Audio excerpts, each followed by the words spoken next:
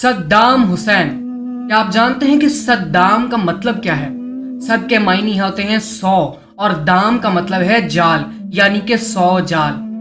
इसमें कोई शक नहीं कि सद्दाम हुसैन मुसलमानों के एक अजीम लीडर थे, जिन्होंने इराक पर काफ़ी अरसा अपनी हुक्मरानी की और मुसलमानों की फलाह बहबूद के लिए बहुत से काम भी किए। सद्दाम हुसैन 28 अप्रैल 1937 को इराक के एक छोटे से गांव के अंदर पैदा हुए। उनके वालिद और उनके बड़े भाई उनके पैदा होने से कुछ अरसा पहले ही कैंसर की वजह से इंतकाल कर गए थे, जिसकी वजह से उनकी वालिदा ने दूसरी शादी कर ली थी। उनके दूसरे बाप ने उन्हें बहुत तशद्दुद का शिकार किया। उन्हें वो अक्सर मारा पीटा करते और हमेशा हकारत की नज़र से देखा करते। इन सब बातों को सामने रखते हुए सद्दाम हुसैन 10 साल की उम्र में वहां से भाग गए और बगदाद में अपने चचा, जो कि फौज में एक अफसर थे, उनके साथ रहने लगे। देखते ही देखते 20 साल की उम्र में उन्होंने सियासत की तरफ अपना रुझान शुरू किया और करते ही करते वो एक छोटी सी पार्टी के रहनुमा भी बन गए। एक दफ़ा वो वैसे ही गश्त पर निकले हुए थे और उन्होंने रात को एक बस्ती के अंदर क़याम किया और वहाँ के लोगों को जाकर कहने लगे कि आप लोगों को यहाँ किसी किस्म की तकलीफ़ तो नहीं? तो उन्होंने कहा नहीं, हम बहुत खुश हैं। वो जब उन्हें पहचानने लगे कि ये हमारे सद्दाम हुसैन हैं, उनका हाथ चूमते रहे और देखते ही देखते लोग पूरी बस्ती के इकट्ठा हो गए। और वहाँ पर उन्होंने एक तारीखी जुमला कहा था कि जब तक मैं जाग रहा हूँ आप सब सुकून की नींद सो सकते हैं, लेकिन जिस दिन मैं सो गया उस दिन आप में से कोई चैन की नींद सो नहीं सके। सद्दाम हुसैन हमेशा से मुसलमानों के लिए बहुत से अच्छे काम करते आए हैं। उन्होंने इराक की फलाह बहबूद के लिए बहुत से ऐसे काम किए जो कि काबिल तारीफ है। मुसलमान हमेशा से अपने अंदर की जासूसों और अंदर के गद्दारों की वजह से हमेशा बर्बाद होते आए हैं। ये कैसे ही हुआ कि जब इसकी ये बुलंदी और इसकी ये रफ्तार जो मुसलमानों को ऊपर लेकर जा रही थी, ये देखकर दूसरे ममालिक को अपनी अपनी फिक्र पड़ गई और उन्होंने सोचा कि क्यों ना इसे भी किसी न किसी जाल के अंदर फंसा कर इसे भी ख़त्म कर दिया जाए और मुसलमानों का कोई भी सरबरा अपना सर ना उठा सके, ख़ुसूसन हमारे सामने। सद्दाम हुसैन ने कुवैत में भी बहुत से हमले किए और कुवैत को एक छोटा सा सूबा बनाकर अपने अंदर शुमार कर लिया। वो एक वाहिद शख्स थे जो उस वक्त मुसलमानों की सरबराही करते थे और दुश्मनों की आंख में आंख डालकर बात किया करते थे, जिसकी उन्हें बहुत ज़्यादा तड़प थी कि किसी तरह इस बंदे को जड़ से उखाड़ा जाए। सद्दाम हुसैन देखते ही देखते फौज में जर्नैल का रुतबा भी पा गए और उसके बाद उन्होंने अफगानिस्तान, फ़लस्तीन, सीरिया, यमन, इन सब की रहनुमाई संभाली और तारीख गवाह है कि जब वो सरबरा रहे किसी की भी हिम्मत ना हुई कि वो इन ममालिक को कुछ कह पाता। वो एक बड़े बाप जैसे उन सब पर नज़र रख रहे थे। जब सद्दाम ने ईरान पर हमले किए और कुवैत पर भी जैसे हमले किए, इसके बाद देखते ही देखते वो एक बहुत बड़ी ताकत बनता जा रहा था पूरी दुनिया में। अब इस दौरान अमरीकियों ने अंदर से ऐसे लोगों को वहाँ भेजा कि जो ऐसे सबूत इकट्ठे करें जिससे हम अरब ममालिक को ये बता सकें कि सद्दाम हुसैन देखते ही देखते तुम सब पर कब्जा कर जाएगा और मुसलमानों को एक बनाने के चक्कर में अपनी बादशाहियत कायम कर लेगा।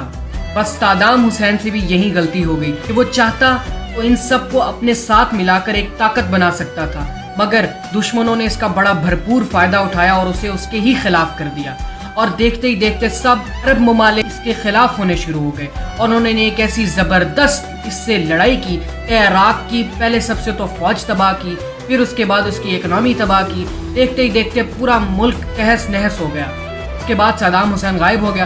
काफ़ी अरसा नहीं मिला, जिसकी वजह से अमरीकियों ने बहुत सी कोशिश की कि इसे ढूंढा जाए और इसे बहुत से इल्ज़ामों के अंदर सज़ा सुना दी जाए, कहीं ये दोबारा कहीं से निकल ना आए और हम पर दोबारा से छा ना जाए। इसी दौरान अमरीकियों ने इराक पर पूरी तरह कब्जा कर लिया था। सद्दाम हुसैन को ढूंढने के लिए एक फोर्स बनाएगी जिसका नाम था टास्क फोर्स 121, जिसके अंदर कुछ सीक्रेट सिपाहियों को मिलाकर एक ऐसी तंजीम बनाई गई थी जिसका सिर्फ यही काम था कि वो सद्दाम हुसैन को तलाश करे।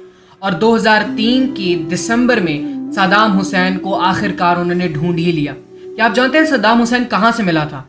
वो अपने पैदाइशी घर के थोड़ा सा करीब एक बंकर में छुपा हुआ था। जब वहाँ पे 60 बंदों की फौज वहाँ पर जब गश्त लगा रही थी उसे ढूंढने के चक्कर में, तो वहाँ पर एक फौजी को एक गार नजर आई। जब उसने वहाँ पर जाकर देखा तो अंदर सद्दाम हुसैन मौजूद था। उन्हें बहुत बेदर्दी के साथ और बहुत बेइज्जती के साथ वहां से निकाला गया। उनकी दाढ़ी बहुत बढ़ चुकी थी, बड़े बड़े बाल हो चुके थे और बताने वाले बताते हैं कि शायद वो काफ़ी अरसे से नहाए भी नहीं थे। इसके बाद कानूनी कार्रवाई के नाम पर उन्हें अदालतों में पेश किया गया। सब लोग जानते थे कि इसका फैसला क्या होना है। सद्दाम हुसैन खुद भी ये बात जानते थे कि ये सब एक ड्रामा हो रहा है, मेरी मौत इन्होंने करवा के रहनी है और इसे कोई टाल नहीं सकता। जिसकी वजह से जब उन्हें अदालत में पेश किया गया और जब जज उनका नाम पुकारते हुए साबिका सदर कह बैठे तो वो बड़े गुस्से हो गए और उन्होंने उनसे कहा कि मुझे साबिका सदर ना कहा जाए। अभी भी जो तुम पर नाफिज लोग हैं ये किसी एतबार से तुम्हारे लायक नहीं, इसलिए मैं अभी तक तुम्हारा सदर हूँ। अमूमन जब भी किसी को फांसी की सज़ा दी जाती है तो वो डर जाता है, उस पर गशी तारी हो जाती है।